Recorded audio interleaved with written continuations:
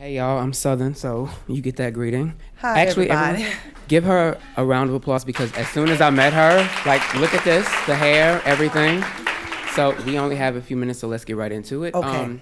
For me, one thing I immediately took away from it was that in this situation, I would feel powerless because I just simply don't know the laws in the way that you did as like a long-term resident. And what I thought was really interesting that you knew your rights.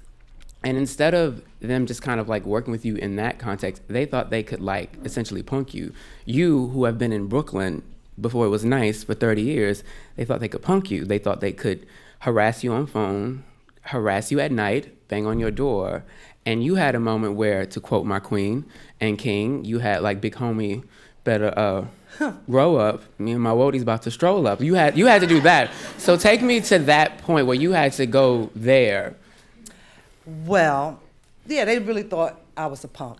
I didn't have an issue with moving, but it's not what you do, it's how you do it. Okay, that's the first thing I have to say. Okay? Right. So, the person who's supposed to be buying the house is only contracted to buy the house. He didn't own anything, so he couldn't put me out. So he started threatening me and say, well, we're gonna evict you, and it's gonna cost you all this money, and we're gonna, just threaten me with a whole lot of things. And all y'all know, so I'm not gonna go through the whole scenario. Y'all heard about it. So when he started harassing me, I spoke with him. Right. We had each other's telephone numbers because I was gonna deal with him on a professional level. You really tried to work I with him. really tried. But then I started getting a little nervous because I didn't have any heat. It was in December. I didn't have any hot water. I didn't have anything in the house. That's the thing. After you had your people roll up on him to calm that down, he then went to have your power turned off. Electricity. Like, I'm trying to figure out Well, what was in your mind when that happened. first of all, She just gave you like the black woman. I'm like, I had a moment. I had a moment. I want to just piggyback on after he said, you're going to have to move. I said, I will move. My mom is 75 years old, Right. and we ain't going nowhere. So he started saying, well, if you move in this amount of time, I'll give you this money. I said, well, give me $50,000. Give me $100,000. He said, why? What are you talking about? I said, I'm not moving. You can have this place, but I'm not moving. So he gave me a card with his name on it, and I kept it, and I did. Once he started harassing me, calling me, what you gonna do? What are you gonna do? I call folks. I said, listen, I need y'all to, first of all, I Googled, because you gotta Google. Yes. Y'all know how to Google. Yes. If it was 30 years ago, we wouldn't know what to do with this. So I said, his office is XYZ, and it's in Crown Heights. I said, okay. So I said, I don't want to know nothing. Just tell him to leave me alone. So I knew what kind of car he drove. So I had his license plate number. See, he thought I was crazy. He thought I was a punk, but I fixed his behind. So, Yes. so my folks just went to say, listen, she's going to move, but you're going to have to ease up on the phone calls. It started making me nervous. But he didn't own the house yet. He didn't own it yet. So he was trying to scare me. So I said, I'll tell you what.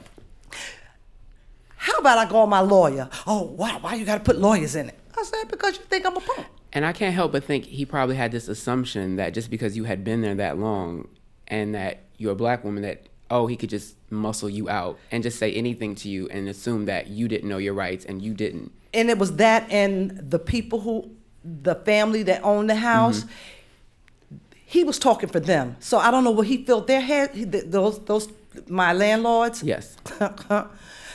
I'm loving what these quotes. They were filling his head with, but they didn't realize after all these years of me living in that house, they should have known better. They should have known better. So they were following his lead. So whatever he was telling them to do, Right. they did. They are the ones who cut the water off. He didn't cut the water. He can't cut nothing off. He didn't own nothing. They did everything. And they conspired with him to like let this And all they happen. did. We cheated a little bit in the back, but one thing that kind of we discussed is that I just feel like, you know, there's an inconvenient truth that, particularly if you're a black person and you own a home and now you exist within this position where you can actually attain a certain wealth that you would never be able to do that otherwise. Even if that is something that is true and you might have to put people out, there's a certain way that you go about it. And the fact that you had been there so long and the children didn't value that or respect you, how did that make you feel? And because then I can imagine this is happening like literally to somebody else, but somebody who did not know that they could have their rights, or they didn't have people they could call and be like, roll up off me. Well, you must realize in any area, especially Bedford-Stuyvesant, you had older people who've owned their houses forever. So their parents owned that house. Their parents worked every day.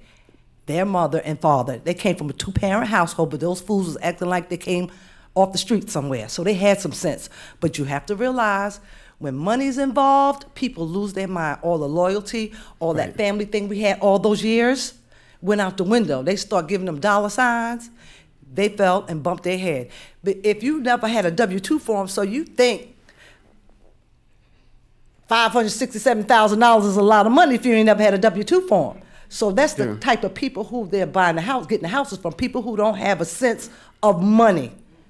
See, money can go and come out your life all the time. Sometimes you're going to have it and sometimes you don't. If you ain't never had a W-2 form and you ain't never worked before, that money sounds good to you. They ain't gonna that money wasn't going to last them long.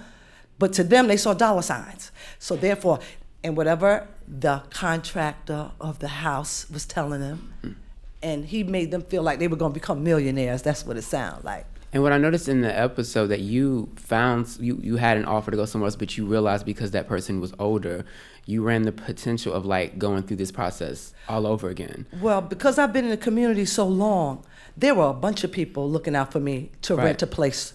But I refused to live in anybody else's house because I felt like people were going to sell their houses. So I didn't want to have to do this all over again. I did not want it, and I did. I could have moved out just like that. But I did not want to move in anybody else's house because I know I have the potential. I have to move again. What you said about money and greed is really important because I actually was, when I first moved here 3 years ago, was not able to find a place in Brooklyn because it was too expensive.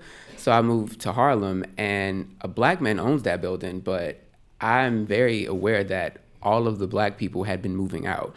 And I was in a position where the black people looked at me like, well, yeah, when you and the white people moved in, like, you cool, but, you know, when you and the white people moved in, and they all moved out, and it put me in like an awkward position because for me, if I'm black, so I think my only options are Brooklyn and Harlem. Right. But even then, I'm seeing older black people look at me like you're part of the problem. But I think in terms of like, the longer I was there, the more people realize, I guess I have some sense of manners and respect, but not everyone has that. And I just kind of wonder what people like me will be missing because you were able to be okay, essentially, because not only were you able to stand up to what was happening to you, you had people looking out for you. You had a sense of community that I am used to back in my hometown. Right.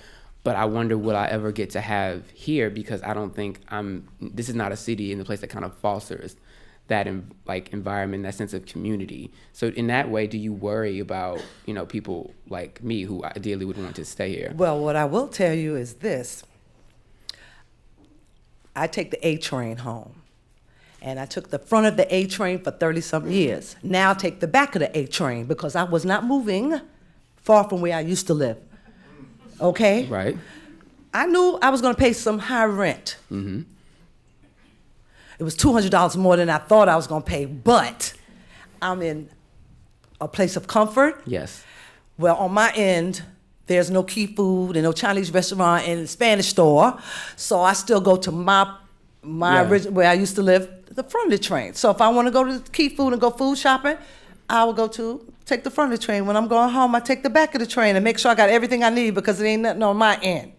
That's right. Okay, so I stayed. Okay, I was born and raised in Crown Heights, but I didn't want to move back on Eastern Parkway. I didn't want to move to Flatbush. I didn't want to pay two-fare zone. I get home from work very late. I know everybody from the train station, from the train station to my house. So I know everybody. Everybody who's somebody, I know. And I know the right people at the right time. So those folks were not making me move. Girl, I worry because I don't know nobody. And I went to a block that people knew me. They said, "Girl, what you doing over here?" I said, "Girl, I had to move." Whoa. And they said, "Welcome." So that was a stressful time, and I wouldn't wish that on my worst enemy. That was the worst time of my life, and I wouldn't And I feel sad because when I read the newspaper and they say homelessness is mostly people who have mental illnesses and all these things. No, it's not. I was one paycheck away from poverty, one paycheck away from living in a shelter. Well, most of us are, but I hope we all can have as much fortitude as you, and I think our time is right. Oh, y'all, I could talk forever. Yes, Mom. Thank you, Michael. Thank you.